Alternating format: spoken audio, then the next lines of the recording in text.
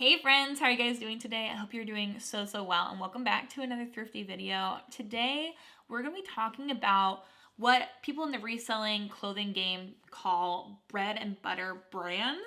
That's a little bit hard to say. Bread and butter brands. Basically, when we talk about bread and butter brands, we are referring to pieces that are more easily found, but that can still make you a good amount of money. So the bread and butter are the things that keep your business running, that keeps them rolling.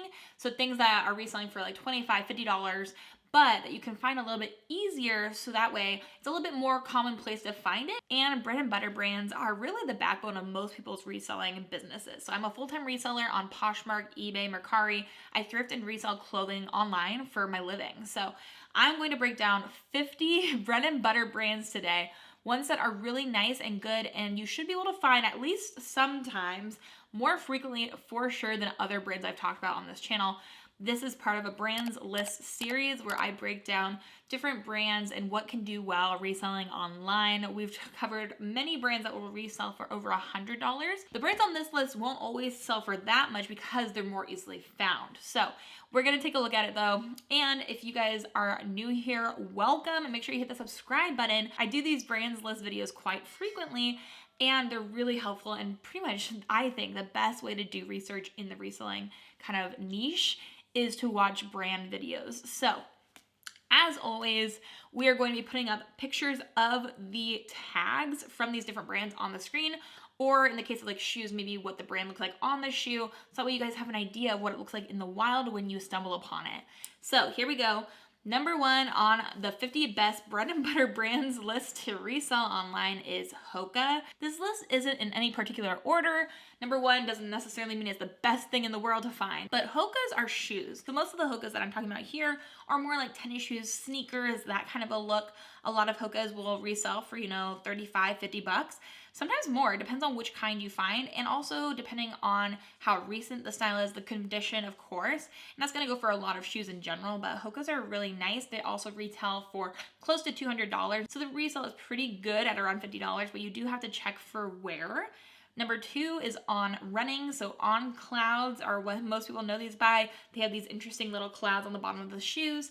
I've been finding them so much more frequently now that I have moved to Indiana. I find that a lot of runners around here wear On Running. So those are also a good bread and butter pickup. They won't sell for over $100 probably, but you can still make a good $50 off a pair of On Running shoes.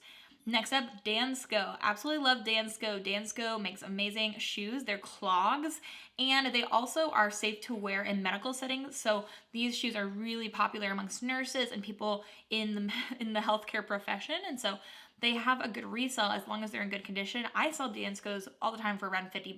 Not bad at all. Number four, Eileen Fisher, a super expensive brand. One that I'm able to find kind of frequently thrifting though. I'm not sure why they make their way to the thrift store so frequently, but they do. I pick it up almost every time I see it, especially if they have a really nice fabric makeup. Eileen Fisher is known for doing things with linen and tencel and silk and wool and just really high quality fabrics. And so if it's one of those, then I'll definitely be picking it up. Number five is Madewell, with a caveat that I don't pick up all Madewell to resell. Madewell as a bread and butter brand, I'm thinking more so their shoes, which are leather, their bags, the leather bags do great, and also their jeans do pretty well. So I have been selling a lot of jeans lately from Madewell, just like lickety split for $40 to $50. There are shoes I've also been selling for around $50.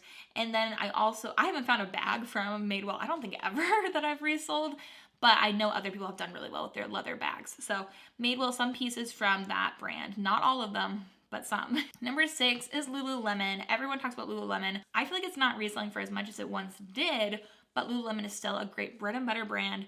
Finding it for, $4 and then you can sell it for $40. I still think that's pretty great. Next up, number seven, Alo Yoga. One of those like dark horses that was off my radar for quite a while, has really been coming to the forefront of kind of that activewear space. We'll talk about a few other ones as well that are really kind of blossoming up.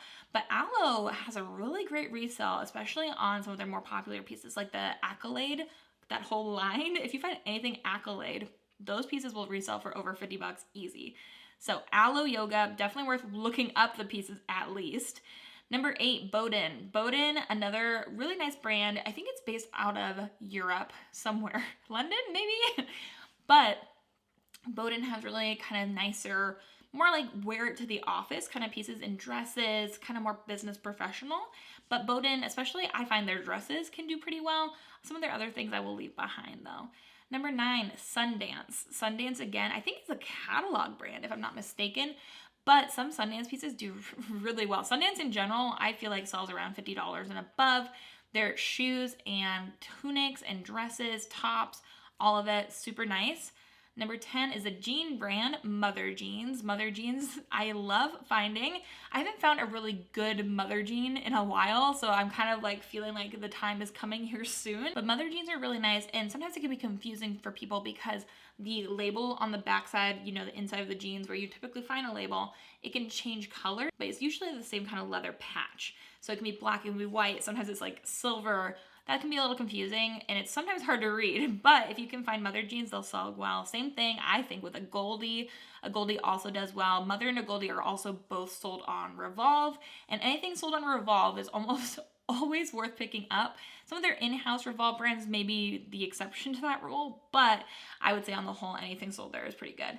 Number 12, Beyond Yoga. Again, depends on the piece, but some Beyond Yoga pieces sell really great. Like I'm thinking more substantial pieces or leggings, things like that. You could probably get $35 and up. Number 13 is Patagonia. This is something that I have not been finding as frequently here where I live, but it is something I've found quite a bit of in the past. And depending on where you live in the country, Patagonia could be really easy for you to find, especially if you're maybe in the western side of the United States. I feel like that would be a little bit easier to find. It feels more like, you know, hiking, Colorado type-y kind of clothing. But Patagonia is a great bread and butter brand.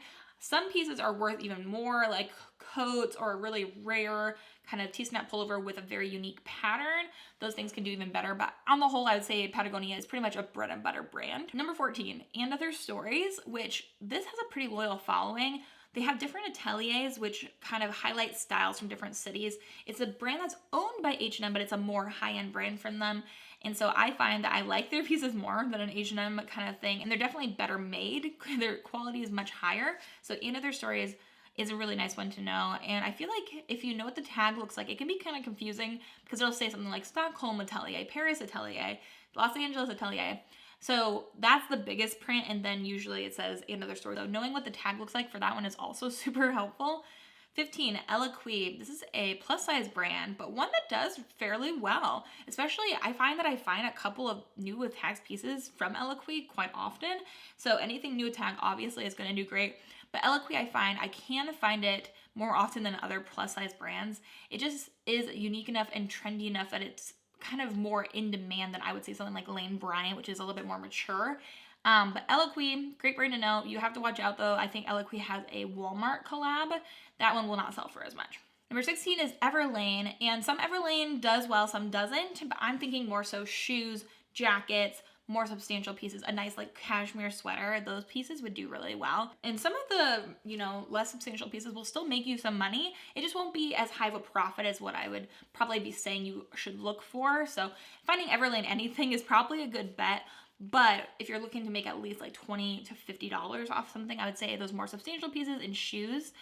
Number 17 is Aritzia. Aritzia is a tough one because they are similar to a Revolve and Anthropologie in that they carry brands that don't just say Aritzia on them. You have to know those brands that they carry at their store. So I'm thinking like Wilfred and Babaton and TNA. And they also have Denim Forum, I believe is their denim line. Things like that. So you need to know all of those brands. But Aritzia pieces in general are great bread and butter. If you can find them, it's awesome. They'll sell, you know, around $35, $50. Depends on, again, how substantial the piece is. Number 18, Anthropologie. Again, similar to Aritzia in that you have lots of different brands that are housed at this one store. So some brands will do better from Anthropologie and some collabs will do better. There's Farm Rio for Anthropologie. There's Maeve for Anthropologie. There's Straight Anthropologie brand, which actually does pretty well. Moth, there's Sparrow. There is a lot of Anthropologie brands, but all of those for me are great bread and butter. I would list those around $25 to $35 and sell them around $20.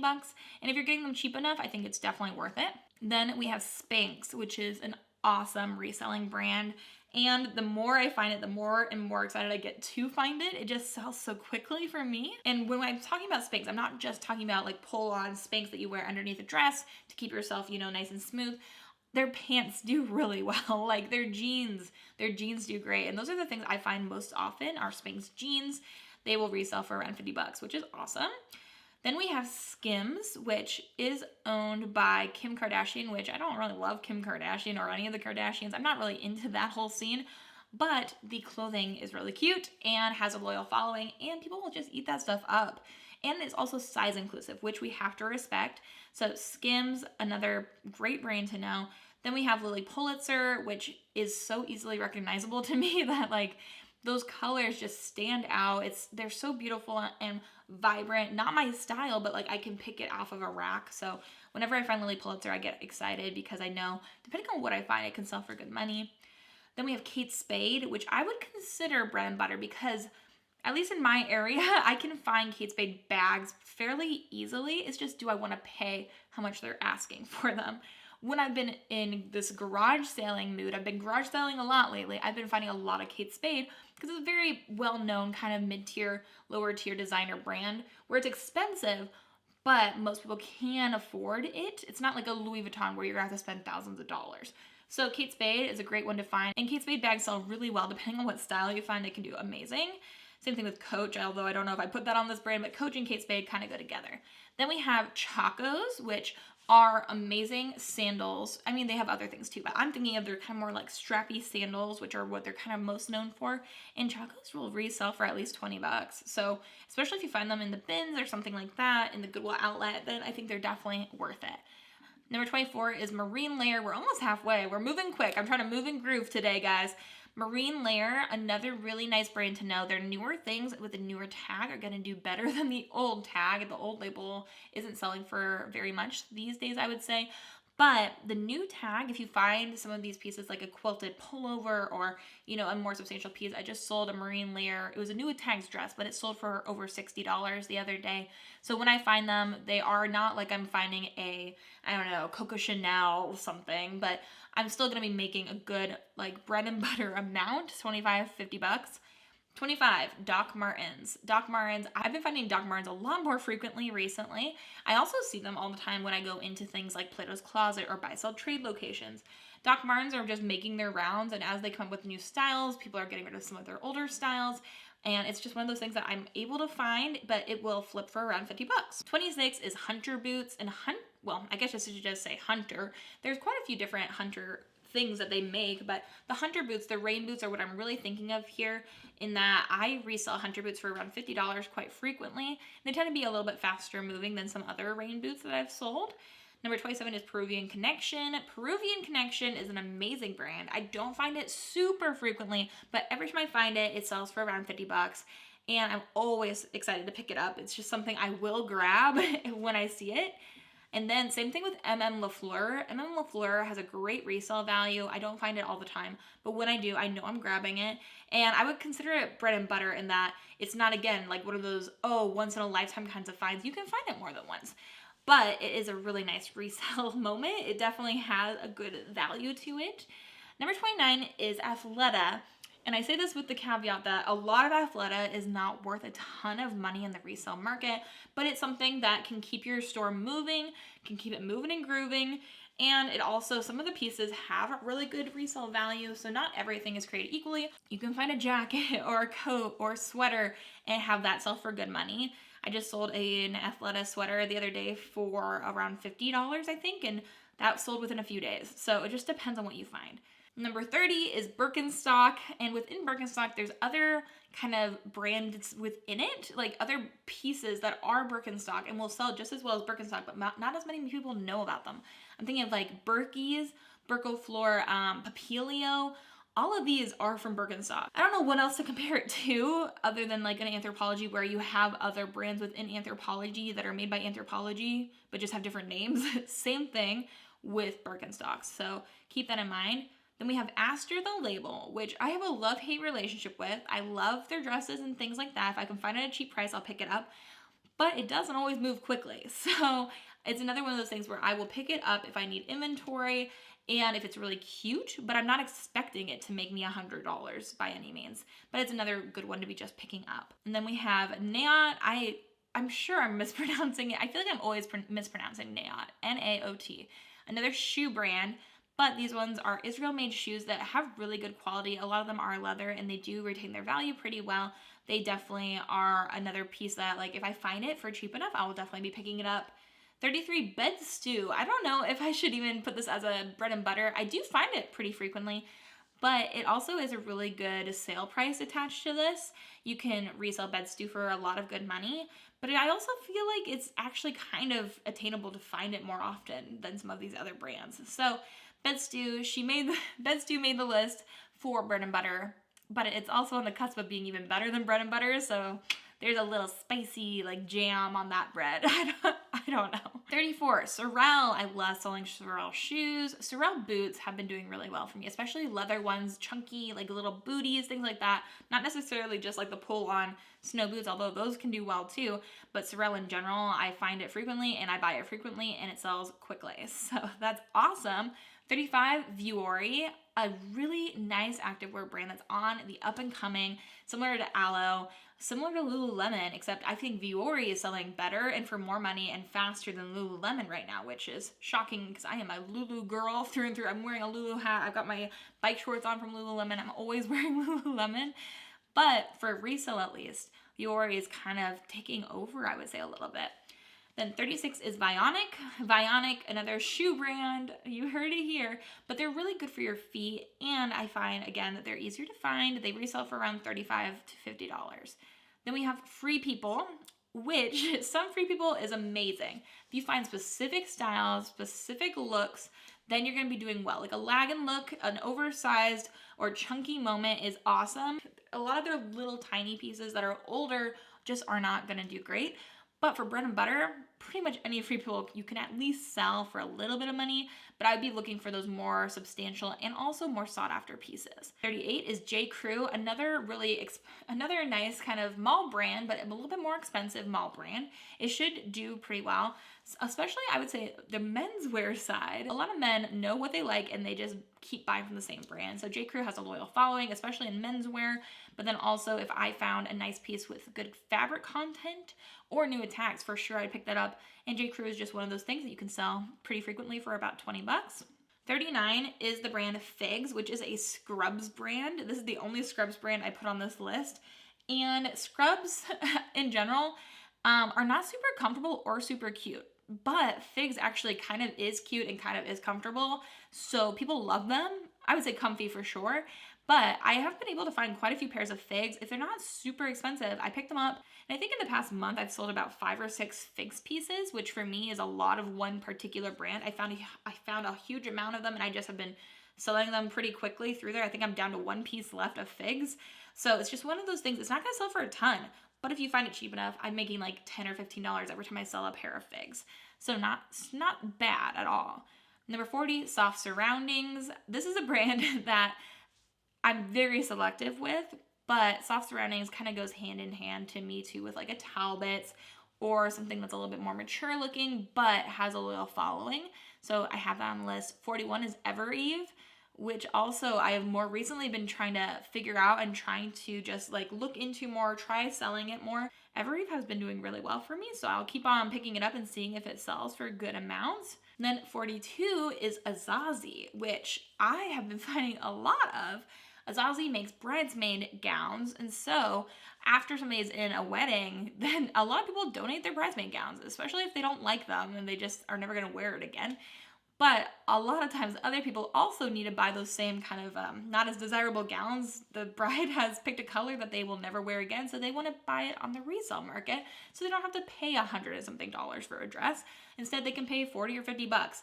So Azazi is a great bridesmaid brand to be picking up because it moves quickly. Same thing with Birdie Gray, which is 43. Birdie Gray, all of their dresses I think retail at $100 as well. Same thing. People buy these dresses for these weddings, don't love them, then donate them, and then you can pick them up and usually spend $10 or less for them and then sell them for around 40 or 50 bucks. You give somebody a good deal for a dress they don't want to wear more than once, and then you also make some good cash. 44 is Steve Madden, which I'm a little surprised by, but I've been looking back through all of my sales, and Steve Madden is something that is consistently selling. When people get to a place where they need a pair of shoes for like a prom or something like that, and they're looking for a more formal heel or something of that sort, they often will be typing in Steve Madden because they know that they have tons of styles that will work for what they're looking for. So Steve Madden is one that's attainable. You can find it, and some styles I would avoid, but on the whole, a lot of their heels and things are really good for formal occasions. 45 is Corky's. So Corky's are these interesting shoes that can do pretty well. Corks and Corky's, they have sandals, they have boots, all these things, but they sell pretty well, and I find that you can find them. Number 46 is one brand from my menswear brand list that I've brought in and has been doing really well. I could honestly just talk about menswear for this entire list because there's a lot of good bread and butter in the menswear category specifically, but Rourke is one that I have been able to find more frequently and I've been selling pretty quickly actually. So Rourke is on here. 47, the North Face, a classic bread and butter brand. I love selling the North Face. It does well for me. I prefer it to a lot of the other brands in that same space. Like I prefer North Face to Nike, and the North Face tends to sell for pretty good amounts because it does retail for a ton. So North Face. Number 48 is ModCloth. ModCloth has a loyal following. People really like those pieces, and even if they look unsuspecting, some pieces can be really sought after. Then we have 49, the brand Kuhl, Kuhl, another one of those more outdoorsy brands, kind of in the same realm as like a Patagonia, North Face, Columbia, but Kuhl can do pretty well. I like selling their, especially puffer jackets, puffer coats of anything really, but Kuhl's puffer jackets can do really well.